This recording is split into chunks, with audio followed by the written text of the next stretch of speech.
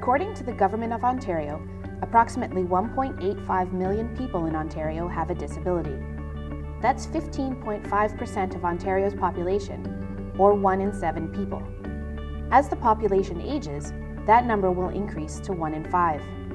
For the first time ever, there are more people in Canada over the age of 65 than there are people under the age of 15. The Accessibility for Ontarians with Disability Act establishes standards for how goods, services, and facilities are provided.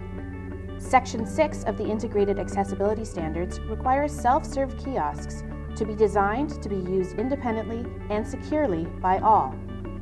At Mohawk College, self-serve kiosks are used to pay for services and fees, register in courses, pick up transcripts, verify enrollment, and more.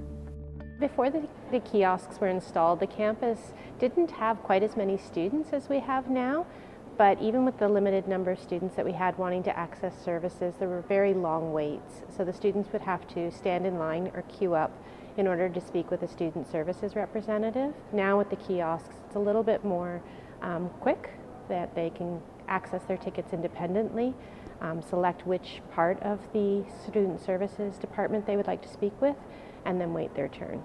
Through our procurement process, so when we purchase a self-serve kiosk, we have a detailed list of what we're looking for. And at this point in time, some of those check boxes on that accessibility list aren't available by the manufacturer. And so we purchase the most accessible kiosks that are available. My experience with the library kiosk hasn't been as great as I'd like it to be. I had no idea how to use the kiosk or even where it was. For me, it was kind of complicated because there was no audible cues on how to use the kiosk or where to place your books. Using the self-serve ATM at Mohawk has been very difficult for me. I always have to have a person with sight assist me in getting my money. I noticed that the headphone jack didn't have a hole to put your headphones in, it just had a symbol for the headphones. And so it had no audible cues to tell me what to do, which button to press. And so that for me was a little bit difficult.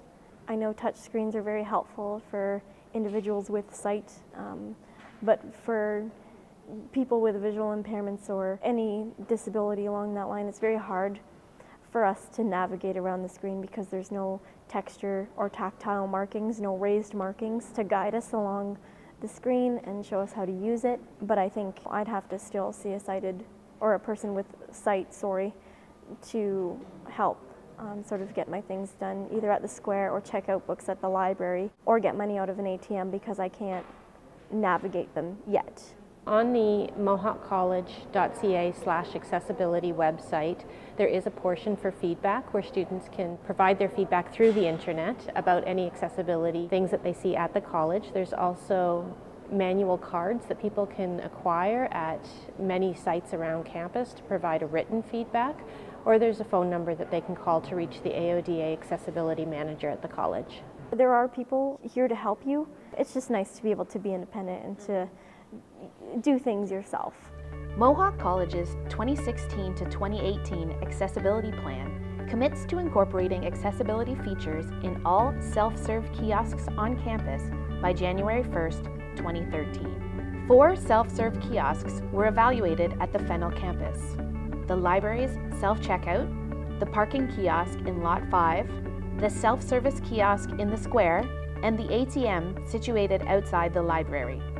The self-serve kiosks had some accessible features, but the following recommendations would be an improvement: fully articulated screens, tactile surface to allow for navigation of the space, audible cues with adjustable volume, adjustable contrast, brightness, and font size, extended automatic user sign-out time, consistent location for card readers, review preventative maintenance schedule with service providers. Self-serve kiosks are a popular way to increase efficiency.